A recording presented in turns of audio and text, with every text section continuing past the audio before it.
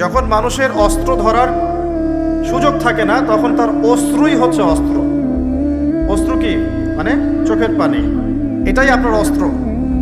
ইমাম শাফিঈ রাহিমাহুল্লাহ বলতেন যে তাহাজ্জুদের ওয়াক্ত, মানে যখন শেষ রাত চলে আসে, তাহাজ্জুদের ওয়াক্তে যে দোয়াগুলো করা হয় এগুলো এমন এমন তীর বা এমন অস্ত্র যেটা কখনো ব্যর্থ হয় না। জুমার দিনে দুইটা সময় থাকে, এই সময় আপনি যে দোয়াই করবেন আল্লাহ কবুল করবেন ইনশাআল্লাহ, যদি আপনার আকীদার মধ্যে শিরক না থাকে, আমলে বেদাত না থাকে এবং রিজিকটা হালাল হয়। সময়টা হচ্ছে জুমার খুতবা, খতিব যে খুতবা দেওয়ার পরে নামাজ পড়ান না, খুতবার পরে নামাজ পড়ান। খুতবা শুরু হওয়া থেকে নামাজ শেষ হওয়ার এই যে মধ্যবর্তী সময়, এই সময় দোয়া কবুল হয়। আজকে আমরা কয়েকজন দোয়া করেছি? ইমাম সাহেবরা, খতিব সাহেবরা দোয়া করেছেন খুতবায়। জনগণ আমরা আরবি সম্পর্কে এতটাই অজ্ঞ যে যখন ইমাম দোয়া করেন ওইটা যে দোয়া, এই দোয়ার সাথে আমিন বলতে হবে এটাও আমাদের জানা থাকে। প্রত্যেক মিম্বর থেকে আজকে বলা হয়েছে আল্লাহুম্মা আইজ্জাল ইসলাম ওয়াল মুসলিমিন, তখন মানুষ বসে বসে আঙ্গুল ফুটায়, মোবাইল টিপে, জানেই না যে দোয়া হচ্ছে আল্লাহুম্মা আইজ্জাল ইসলাম ওয়াল মুসলিমিন, আল্লাহ ইসলাম এবং মুসলমানদেরকে তুমি ইজ্জত দাও, সম্মান দাও। ওয়াদিল্লাশ শিরকা ওয়াল মুশরিকিন, প্রত্যেক খতিব বলেছেন আজকে আল্লাহ তুমি মুশরিকদেরকে এবং শিরককে অপদস্থ করো। ওয়াদাম্মির আ'দা আদ-দ্বীন, তোমার দ্বীনের যত শত্রু আছে আল্লাহ তাদেরকে ধ্বংস করে দাও। ওয়ানসুর ইবাদাকাল মুমিনিন, আল্লাহ তোমার মুমিন বান্দাদেরকে তুমি সাহায্য করো। এগুলো কি দোয়া না? দোয়া না। আরেকটা সময় জুমার দিনে আসরের ওয়াক্তের পর থেকে মাগরিব পর্যন্ত, আসরের ওয়াক্তের পর থেকে মাগরিব পর্যন্ত এই সময়টুকুর মধ্যে দোয়া কবুল হয়। আজকে কয়জন দোয়া করেছি? দোয়া হবে নিজের জন্যে, নিজের পরিবারের জন্যে, নিজের আত্মীয় স্বজনদের জন্যে, নিজের রিজিকের জন্যে, ব্যবসার জন্যে এবং উম্মতে মুহাম্মাদির জন্য। আজকের আলোচনার বিষয় দোয়া নয়, কিন্তু দোয়া একটা খুব গুরুত্বপূর্ণ বিষয়। কোনো কোনো ক্ষেত্রে মুসলিমদের কাছে এই দোয়ার অস্ত্র ছাড়া এখন আর কোনো অস্ত্র বাকি নাই। এই অস্ত্রটা কি আপনারা প্রয়োগ করতে পারবেন না পারবেন না? আল্লাহ পাক তৌফিক দান করুন, আমিন। জুমার দিনে সূরা কাহাফ তিলাওয়াত করতে হয়, এটা কি আপনাদেরকে কেউ বলেছে না বলে নাই? কেন প্রত্যেক জুমায় সূরা কাহাফ তিলাওয়াত করতে হবে? কেন? নবী সাল্লাল্লাহু আলাইহি ওয়াসাল্লাম বলেছেন, একটু মনোযোগের সাথে শুনতে হবে। প্রত্যেক জুমায় নবী সাল্লাল্লাহু আলাইহি ওয়াসাল্লাম সূরাতুল কাহাফ তেলাওয়াত করতে আমাদেরকে উৎসাহিত করছেন। এর পিছনের কারণ হচ্ছে নবী সাল্লাল্লাহু আলাইহি ওয়াসাল্লাম বলেছেন, সূরাতুল কাহাফ যে ব্যক্তি জুমার দিন তেলাওয়াত করবে, এক জুমা থেকে আরেক জুমা পর্যন্ত তার যে জীবন, এই যে হায়াতটা, আল্লাহ পাক এটাকে নূর বা আলো দিয়ে ভরে দিবেন। আলোর কেন দরকার হয়? আলোর দরকার হয় কেন? অন্ধকার থেকে নিজেকে বাঁচানো বা অন্ধকারে পথ দেখা, পথ খুঁজে পাওয়া, এই জন্য তো আলোর প্রয়োজন হয় নাকি? তাহলে আপনার জীবনটাকে আলো দ্বারা ভরে দেওয়া হবে। অর্থাৎ আমরা যে পৃথিবীর জীবনে বসবাস করছি, চারপাশে অনেক অন্ধকার আছে কি নাই? এই অন্ধকারগুলো কাটিয়ে উঠতে আপনাকে সূরাতুল কাহাফ কাজে দিবে ইনশাআল্লাহ। তো নূর দিয়ে ভরে দেওয়ার অর্থ হচ্ছে আপনার জীবনটাকে আল্লাহ পাক ঈমানের নূর দিয়ে ভরে দিবেন ইনশাআল্লাহ। সত্যি কথা কি জানেন যে আমরা এখন চিন্তা করতে ভালোবাসি না, পছন্দ করি না। আমাদের চিন্তা করার সময় কোথায়? আমাদের সকালবেলা ঘুম থেকে উঠে ব্রাশে পেস্ট নিয়ে বাথরুমে যেতে হয়, কারণ আমাদেরকে অফিস ধরতে হবে 8টায় 9টায়, কাউকে স্কুলে কলেজে ইত্যাদি ইত্যাদি। চিন্তার সময় কোথায়? চিন্তা তো করতাম আমরা তাহাজ্জুদের ওয়াক্তে, তাহাজ্জুদের নামাজ পড়ে চুপচাপ বসে চিন্তা করতাম কি হচ্ছে, কি হতে পারে, আমার কি হালত, আমি কি করব, দুনিয়াতে কি করলাম, পরকালে কি উত্তর দিব ইত্যাদি। চিন্তার সময় হচ্ছে ফজরের নামাজের পরে। দেখা যায় 70% মানুষই ওই সময় জাগনা থাকে না, তাই না?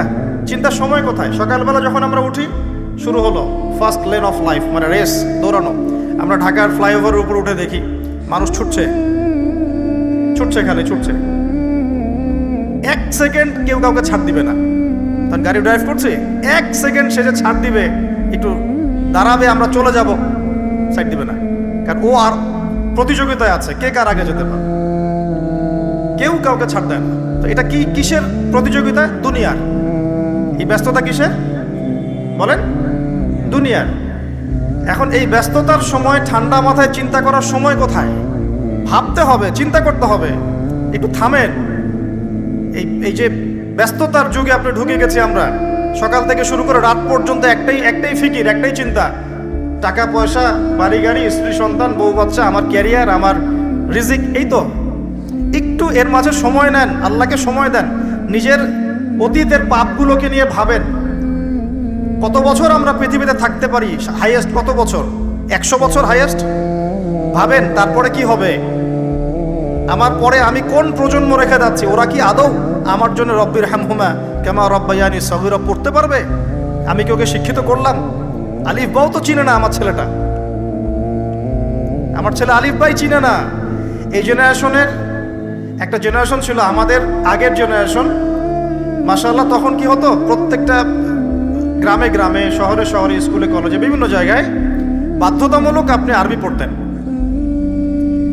এখন বিশ্বাস করেন তো? আপনি তো বিশ্বাস করেনই, জানি। বিশ্বাস করেন কি যে আপনি এখন আরবি থেকে অনেক দূরে সরে গেছেন? আপনি এই যে পড়াশোনা করেছেন, ওই যে ভাই হাত তুললেন ফিজিক্সে, মিনিমাম 20 বছর। তা আপনি 20 বছরে 20টা সূরা শিখেছেন কি? আমরা আমাদের পরের জেনারেশনকে কোন হালতে রেখে যাচ্ছি, এগুলো কি ভাবতে হবে না? হবে না? আলী ইবনে আবি তালেবের একটা কথা বলি, তাহলে আপনি বুঝবেন। আলী ইবনে আবি তালেবের নাম কি শুনেছেন আপনি? শোনা উচিত ছিল। তারা আপনার আইডল। আমাদের আইডল হচ্ছে মুহাম্মদ সাল্লাল্লাহু আলাইহি ওয়াসাল্লাম, সাহাবায়ে কেরাম, তাবেঈন, ইমামগণ, মুজতাহিদ কেরাম, মুজাহিদ কেরাম। আলী ইবনে আবি তালেব বলতেন যে মানুষ যখন দুনিয়ায় চলাফেরা করে তখন মনে হয় সে ছাড়া দুনিয়াতে আর কিছুই নাই, আর সে এমনভাবে দুনিয়া থেকে চলে যায় মনে হয় সে কখনো দুনিয়ায় ছিলই না। দুটো কথা ভাবেন, ভাবতে হবে। আজকের লেসনটা কি? ভাবতে হবে। তিনি বলছেন মানুষ এমনভাবে দুনিয়ায় চলাফেরা করে মনে হয় সে ছাড়া দুনিয়াতে আর কিচ্ছু নাই। আমাদের চলাফেরা এমন না? দেখেন প্রত্যেকটা অঙ্গনেই, পলিটিক্যাল অঙ্গন, ইকোনমিক অঙ্গন, ধর্মীয় অঙ্গন। পলিটিক্যাল অঙ্গনে একজন নেতার চলাফেরা দেখলে মনে হচ্ছে সে ছাড়া কিছুই নাই দুনিয়াতে। যারা অর্থনৈতিক জীবনে নেতৃত্ব দিচ্ছেন তাদের কাছে মনে হচ্ছে আমরা ছাড়া দুনিয়ার ইকোনমির আর মধ্যে আর কিছুই নাই। আমরা যারা ধর্মতাত্ত্বিকভাবে চলাফেরা করি মনে হয় যে এই হুজুর ছাড়া আর কিছুই নাই দুনিয়াতে। আমার চেয়ে বড় শায়খ আর কে আছে? আমার চেয়ে বড় আর আলেম আর মুফাসসির কে আছে? সমস্যা সবার ভিতরে। শুধু এক শ্রেণীর মানুষকে আপনি টার্গেট করে আঘাত করে কথা বলা যাবে না। দেখতে হবে দূরদর্শিতার সাথে, সমস্যা সবার ভিতরে। এখন দেখেন আমরা দুনিয়াতে চলছি, মনে হচ্ছে যে আমরা ছাড়া আর কিছুই নাই মনে হয়, কিন্তু মানুষ দুনিয়া থেকে চলে গেছে। প্রায় মিলিয়ন, বিলিয়ন, ট্রিলিয়ন মানুষ এখন দুনিয়া থেকে চলে গেছে। সূচনা থেকে এই পর্যন্ত তাদের কোনো খবর আছে? কাদের খবর আছে? যারা এই দুনিয়াতে থাকাকালীন এমন কিছু করে গিয়েছিল যার ফলশ্রুতিতে আল্লাহ পাক তাদেরকে চিরস্মরণীয় করে রেখেছে। আমরা কি আবু বকর সিদ্দিকের নাম শুনে নেই? তার কৃতিত্ব মর্যাদা কি কমে গেছে না বেড়েছে? উমর ইবনুল খাত্তাবের নাম শুনি নাই? পৃথিবীর শেষ পর্যন্ত তার মর্যাদা কি কমে যাবে? উসমান বিন আফফানের নাম শুনেছেন? তার কথা কি আমরা আলোচনা করি না সম্মানের সাথে? আলী রাদিয়াল্লাহু আনহুর কথা বললাম, তার কথা কি আমরা সম্মানের সাথে আলোচনা করি না? করি। তার মানে আমরা আমাদের কীর্তি দিয়ে, ভালো কিছু কাজ দিয়ে এই দুনিয়াতেও অমর থাকতে পারি, আল্লাহর কাছেও সম্মান পেতে পারি। এটাই কি আমাদের জীবনের উদ্দেশ্য হওয়া উচিত না? ভাবতে হবে কি না? আল্লাহ পাক আমাদেরকে তৌফিক দান করুন। দাউদ আলাইহিস সালাম ছোট, তখন 14-15 বছর বয়স হবে। আল্লাহ পাক মূসা আলাইহিস সালামকে বলেছিলেন তুমি তোমার সম্প্রদায়কে নিয়ে এই জেরুজালেমে যুদ্ধ করবে। কাকে বলেছেন? মূসা আলাইহিস সালামকে। তুমি মূসা আলাইহিস সালাম তোমার সম্প্রদায়কে নিয়ে এই জেরুজালেমে গিয়ে যুদ্ধ করো। ওখানে আমালেকা নামে একটা সম্প্রদায় আছে, এরা খুবই শক্তিশালী, তবে তোমরা যদি ইমানদার হও তোমরা এর উপর বিজয় লাভ করবে। এর আগ পর্যন্ত এরা কিন্তু ওখানে ঢুকতে পারে নাই। কথা বুঝতে পারছেন? আল্লাহ পাক শর্ত দিলেন যদি যুদ্ধ করে জয় করতে পারো তাহলে তোমাদের এই জায়গাটা তোমাদের। তো মূসা আলাইহিস সালাম বললেন তার কওমকে চলো যুদ্ধ করি। তো মূসা আলাইহিস সালামের কওম বলছে ইযহাব আনতা ওয়া রাব্বুকা ফাকাতিলা ওয়া ইন্না হাহুনা কাঈদুন। এই মূসা তুমি যাও আর তোমার রব গিয়ে যুদ্ধ করো, আমরা এখানে বসে থাকলাম। কথা কি বুঝতে পারেন নাই? মানে এরা কোন কম? ওই যে ফেরাউনকে ডুবে মরতে দেখেও বিশ্বাস করে না, বাছুর পূজা শুরু করে, আল্লাহ পাক একটার পর একটা নিদর্শন দেখান, তাও অস্বীকার করে। তাওরাত নিতে গিয়েছেন মুসা আলাইহিস সালাম, এসে দেখেন তারা বাছুর পূজা শুরু করেছে। মান্না সালোয়া আল্লাহ দিচ্ছেন, তাও অস্বীকার করে। মৃত থেকে জীবিত করেন, তাও অস্বীকার করে। শেষমেশ বলে বসলো যে ইয়া মুসা লান নুমিনা লাকা হাত্তা নারাল্লাহ জাহরা, হে মুসা আমরা তোমার প্রতি বিশ্বাস করব না যতক্ষণ না আল্লাহকে সামনে দেখাচ্ছ আমাদের চোখ দিয়ে। এটা সেই জাত যে নবীদেরকে এত কষ্ট দিয়েছে। মুসা আলাইহিস সালাম যখন বললেন চলো, আল্লাহ পাক যুদ্ধের কথা বলেছেন, ওটা যুদ্ধ করে জয় করতে পারলে আমাদের হয়ে যাবে। তো বলছে ওখানে আমালেকা সম্প্রদায় আছে এত বড় শক্তিশালী, তুমি যাও তোমার রব গিয়ে যুদ্ধ করো, আমরা এখানে বসে আছি। আর আমাদের নবী মুহাম্মদ সাল্লাল্লাহু আলাইহি ওয়াসাল্লাম যখন বদরের মাঠে 313 জনকে নিয়ে পরামর্শ করছেন কি করব, যুদ্ধ করব কি না, তখন আমাদের মুসলিম সেনা বাহিনীর মধ্যে যে সাহাবীরা ছিলেন, সাদ বিন মুয়াজ রাদিয়াল্লাহু আনহু, তিনি বলছিলেন ইয়া রাসূলুল্লাহ সাল্লাল্লাহু আলাইহি ওয়াসাল্লাম আপনি আমাদেরকে নিয়ে বদরের মাঠ কেন, যদি উত্তাল সাগরেও ঝাঁপ দিতে চান আমরা সেখানেও ঝাঁপ দিব ইনশাআল্লাহ। কত পার্থক্য, তাই না? তিনি বলছিলেন যে আমরা সেই কথা আপনাকে বলবো না যেই কথা মুসার কওম মুসাকে বলেছে, বরং আপনি যদি আদেশ করেন আমরা উত্তাল সাগরেও ঝাঁপ দিতে পারি। এমনি এমনি তো বদরের যুদ্ধ আসে নাই, বিজয় আসে নাই, এইসব ইমানের কারণে এসেছে। এখনো কি এই মাজলুম ভাইয়েরা উত্তাল সাগরে ঝাঁপ দেয় নাই? তারা তাই করছে। ওইদিকে আসছি আমি পরে, এই জায়গাটা একটু বোঝেন। তো যুদ্ধ তারা করলো না, যুদ্ধ করলো না। আল্লাহ পাক শাস্তি দিলেন। কি শাস্তি? 40 বছর আল্লাহ পাক ওদেরকে একটা জায়গায় ঘুরপাক খাওয়ানো শুরু করলেন। সকালে উঠে একটা পাহাড়কে কেন্দ্র করে ঘুরতো, সন্ধ্যায় এসে আবার সেই জায়গায় থেমে যেত। এটাকে বলা হয় তিহ উপত্যকার 40 বছরের শাস্তি। সূরা বাকারার মধ্যে দলিল আছে। এবার মুসা আলাইহিস সালামের জীবনটা শেষ, উনার হায়াত শেষ, উনি চলে গেলেন আল্লাহর কাছে। পরবর্তীতে নবী হলেন ইউশা বিন নুন। কি নাম? ইউশা বিন নুন। মনে রাখার চেষ্টা করেন, ভুলে যান না আবার। ইউশা বিন নুন একজন নবী। এবার ইউশা বিন নুনের সময় ওই বনু ইসরাইলি বলছে যে আমরা যুদ্ধ করতে চাই, ওই জায়গা আমরা দখল করতে চাই। আর ভাত খাওয়া কমায় দেন, রুটি খান বেশি করে, আর ভাতের চেয়ে তরকারি বেশি খাবেন। চিনি খাওয়া কমায় দেন, মধু খান, কালিজিরা খান, রাতের বেলা ঘুমান, রাত জায়গার না, ফজরের পর জায়গা থাকেন, ব্রেন শার্প হবে ইনশাল্লাহ। তখন বুঝতেও সুবিধা হবে, মনে রাখতেও সুবিধা হবে। আমাদের ব্রেন এখন কেমন জানেন? বিশ্বাস করেন আর না করেন, আমাদের ব্রেন হচ্ছে ওই যে বক্সের মধ্যে যে মাছগুলো থাকে ওই মাছের মতো। একটা বক্সের মধ্যে মাছগুলো ঘুরতে থাকে কেন? বছরের পর বছর, দিনের পর দিন কেন ঘুরতে থাকে? কারণ এদের মেমোরির ধারণ ক্ষমতা খুব কম। ওরা কোন রাস্তা দিয়ে আসে ভুলে যায়, মনে করে এই রাস্তা দিয়ে আমি আসি নাই, আবার ওই রাস্তায় যায়। বাঙালির ব্রেন মাশাআল্লাহ এরকম হয়ে গেছে। আমি নিজেও বাঙালি, কিন্তু আমি এই অবস্থায়, আমাদের এই অবস্থাটাকে নিয়ে গর্বিত না। আমাদের ব্রেন হয়েছে ইস্যু পাগল। আজকে একটা ইস্যু ধরায় দিবে, ওইটা নিয়ে 7 দিন লাফাবে। আরেকটা ইস্যু 7 দিন পর আসবে, ওই আগের ইস্যু শেষ, গন কেস। আজকে আমরা যখন ফ্লাইওভার দিয়ে আসছিলাম তখন ওখান থেকে আসার সময় মনে হচ্ছিল এই তো কয়দিন আগে এই মার্কেটটা পুড়ে গিয়েছিল। এখন কয়জনের মনে আছে? মনে ছিল কি? আমাদের ব্রেন খুবই শর্ট টাইম মেমোরি লস হয়ে গেছে।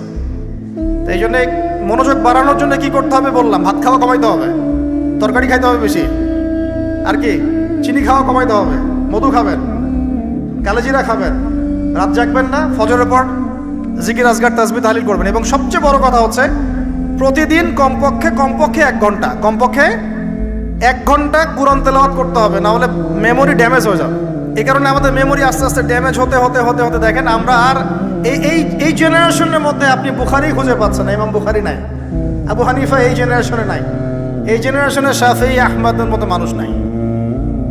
আল্লাহ পাক আমাদেরকে বোঝার তৌফিক দান করুন। মাঝখানে কিছু কথা বললাম, মন খারাপ করে না, আপনাদের ভালোর জন্য, আমার ভালোর জন্য। আল্লাহ পাক আমাকে আমল করার তৌফিক দান করুন, আপনাদেরকে আমল করার তৌফিক দান করুন। ইউশা বিন নুন এখন বলছেন যে আচ্ছা তোমরা তো আবার যুদ্ধ করতে যাচ্ছ, মুসা আলাইহিস সালামের সময় তো যুদ্ধ করতে বলা হয়েছিল, করো নাই।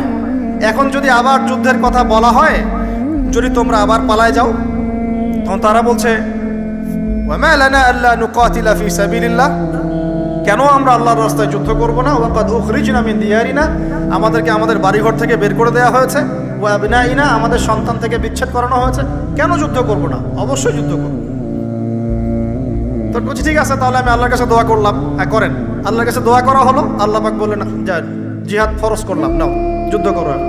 ওখানে কোন সম্প্রদায় আছে? আমালেকা, অনেক শক্তিশালী, অনেক বিশাল দেহী। এখন যুদ্ধের আয়াত ফরজ হওয়ার পরে এখন বনু ইসরাইল বলছে আচ্ছা আমাদেরকে একটা নেতা নিযুক্ত করে দিন, তাহলে সেনাপতি নিযুক্ত করুন। সেনাপতি লাগে কি লাগে না? 15 থেকে 20 বছরের ছেলে পেলের যা অবস্থা দেখলে আমাদের চোখ দিয়ে পানি বের হয়। আবার শুকরিয়া আদায় করি আলহামদুলিল্লাহ, ওই যুগে আমরা, এই যুগটা আমরা এইভাবে নষ্ট করি না, আলহামদুলিল্লাহ। কি একটা অবস্থা! এদের অর্ধেকের সাইকোলজি নষ্ট করে দিয়েছে বিভিন্ন মুভিজ, সিনেমা। এখনকার অনেক মুভিজে দেখায় যে সে গ্যাংস্টার হচ্ছে, গ্যাংস্টার হওয়াটা একটা প্যাশন। ওইটা দেখে দেখে সে নিজেও গ্যাংস্টার হওয়ার চেষ্টা করে, সাইকোলজি নিয়ে খেলে। কিছু কিছু মুভিজ এখন রিলিজ করা হয়, আমি দেখি না, আমাকে বলা হয়েছে, যেগুলো উৎসাহিত করে মানুষকে এ ধরনের গুন্ডামি কাজ করতে, প্রেমিকাকে নিয়ে পালায় যাবে, এটা করবে সেটা করবে, এগুলো তো উৎসাহিত হয়ে ছেলেবেলেরা এই কাজগুলো করে। না পড়াশোনা করতেছে, না ইতিহাস জানে, না সংস্কৃতি, না বিশ্ব, না অর্থনীতি, না ধর্ম। আসলে আসি কোন দিকে? এর চেয়ে আমাদের এর আগের এইজ যারা, যাদের বয়স এখন 50, 60, এই জেনারেশনটা মাশাআল্লাহ অনেক ভদ্র ছিল। আমি হলফ করে বলতে পারি, আমার কথা আপনারা মন খারাপ করেন না, এটা আমার কনফিডেন্স থেকে বলছি, এখন যদি আরেকটা মুক্তিযুদ্ধ হয় এই জেনারেশন অস্ত্র হাতে নিতে পারবে না। ওই অস্ত্র হাতে নিবে ওই যাদের বয়স 40, ওই 50, এরাই। আমাদের এই যে কিশোর গ্যাং, টিকটক জেনারেশন আর যুবক সমাজকে আপনি খুঁজেই পাবেন। আল্লাহ পাক আমাদেরকে হেফাজত করুন। আর এটার জন্য ভাই আমাদের যাদের দাড়ি পেকে গেছে আমরা দায়ী সমানভাবে, কারণ আপনি নিজের ফিকির করেছেন, আপনার সন্তানের ফিকির কোথায়? আপনার ছেলে সারা রাত পর্ন দেখে, আপনার মেয়ে সারাদিন ছেলেদের সাথে কথা বলে, আপনার মেয়ে ছেলে যে ডেট করতেছে এখানে ওইখানে, জেনা করতেছে, মদ খাচ্ছে, গাড়ি নিয়ে ধুমসে ড্রাইভ করতেছে মেয়েকে নিয়ে। আপনি মনে করতেছেন বাচ্চা ছোট আছে, বড় হলে ঠিক হয়ে যাবে। সুবহানাল্লাহ, আপনি বাচ্চাকে পড়াচ্ছেন না, কোরআন শেখাচ্ছেন না, হাদিস শেখাচ্ছেন না। জেনারেল লাইনে যে পড়াচ্ছেন, জেনারেল লাইনে পড়াশোনা করার পরে সে হচ্ছেটা কি? কি শিখলো? স্যারকে দেখলে থাপ্পড় মারে। এখনকার ছেলেপেলে অনেকে স্যারকে সম্মান করে না। স্যার নকল ধরে ফেলেছে, স্যারকে এক থাপ্পড় দিল। গুন্ডামি শিখেছে, গুন্ডামি। আদব, সবর, নীতি নৈতিকতা এগুলো নাই, উঠে যাচ্ছে দিন দিন। দেখেন আমরাও স্কুলে পড়েছি, কলেজে পড়েছি, কিন্তু আমরা তো বেয়াদব ছিলাম। বেয়াদবি এক জিনিস আর দুষ্টামি এক জিনিস। আমরা দুষ্ট ছিলাম, খুব দুষ্ট ছিলাম, দুরন্ত। খেলাধুলা পছন্দ করতাম, দুরন্ত, দুষ্টামি করতাম। স্যারদের সাথে আমাদের একটা ফ্রেন্ডলি সম্পর্ক ছিল, বন্ধুর মতো। কিন্তু আমরা কখনো বেয়াদবি করি না। এখন দেখবেন ওয়াজে আলেমদের সামনে গিয়ে বেয়াদবি করতেছে। ওলামায়ে কেরামের সামনে যে একটু মানে ভদ্রভাবে কিছু কথা বলে মাসালা জিজ্ঞাসা করবো, ওখানেও গিয়ে বেয়াদবি করতে, কথা বলাই জানে না কিভাবে কথা বলতে হয়। আল্লাহর ওয়াস্তে ভাই আকীদার আমলের এই যে আখলাকের সংশোধন করেন, না হলে আমাদের সামনে মহা বিপর্যয় অপেক্ষা করছে। আল্লাহ পাক আমাদের সবাইকে কথাগুলো বোঝার তৌফিক দান করুন, বলি আমিন। অনেক লম্বা হয়ে যাবে, ওদিকে যাচ্ছি না, মূল জায়গা থেকে একটু শেষ করে দেব। আপনারা অনেকক্ষণ ধরে অপেক্ষা করছেন, একটু খেয়াল করেন। তাহলে ইউশা বিন নুনের কাছে এখন এরা বলছে নেতা দাও, নেতা।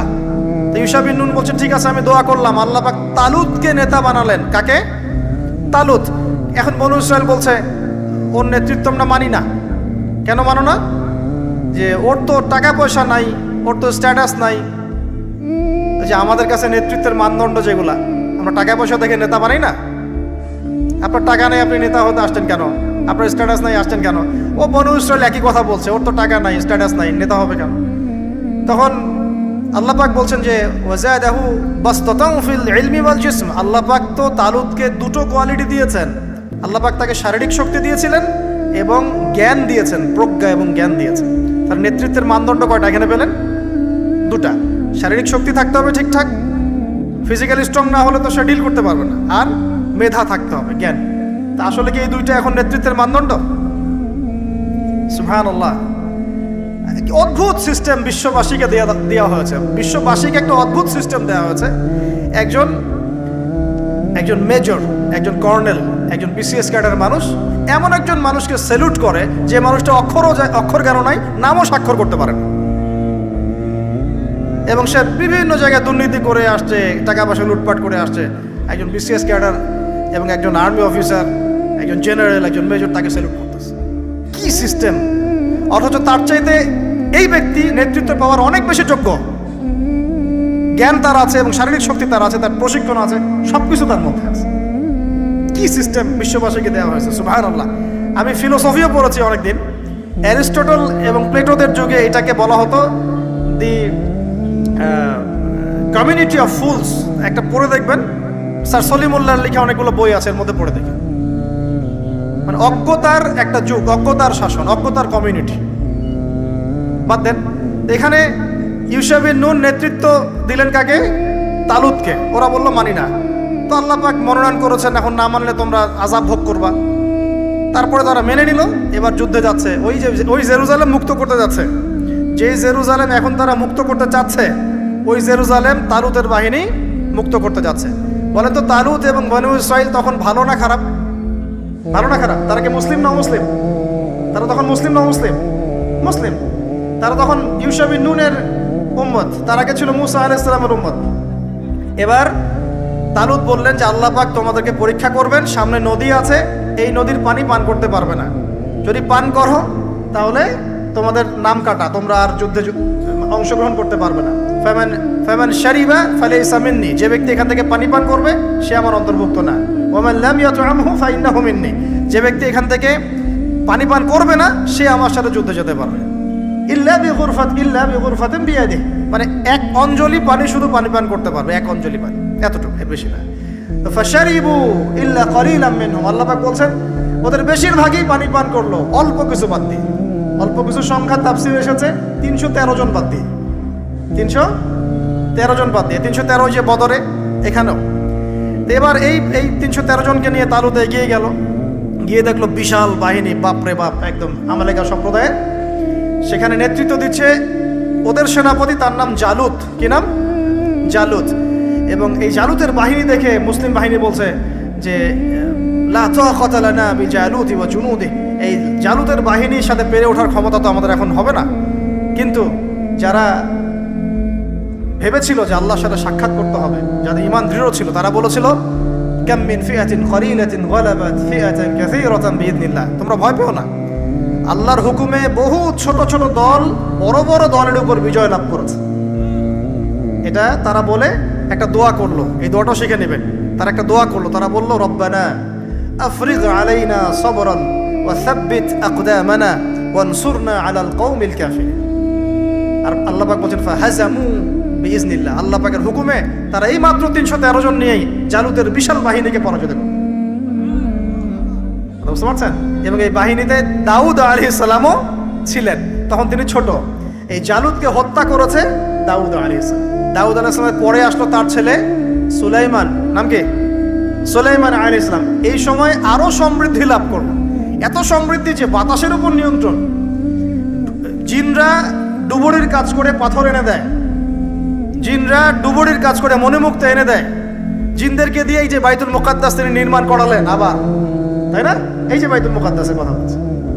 তারপরে বাতাসকে যদি বলেন এখান থেকে আমাকে নিয়ে যাও, 1 মাসের পথ এক বেলায় চলে যাচ্ছে। পিঁপড়া হাঁটছে, সুলাইমান আলাইহিস সালাম পিঁপড়ার ভাষা বোঝেন, পাখির ভাষা বোঝেন। তারা তেলাওয়াত করেন, মাছ এসে তেলাওয়াত শুনে।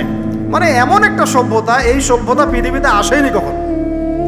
এবং আপনি যতই সায়েন্স অ্যান্ড টেকনোলজির কথা বলেন না কেন, এই লেভেলে আপনি যেতে পারবেন না, কখনো পারবেন না। কারণ সুলাইমান আলাইহিস সালাম একটা দোয়াও করেছিলেন, রব্বি হাবলি মুলকান, আল্লাহ আমাকে এমন রাজত্ব দান করো, লা ইয়ামবাগি লি আহাদ, যে এমন রাজত্ব আপনি কাউকে দেন নাই কখন।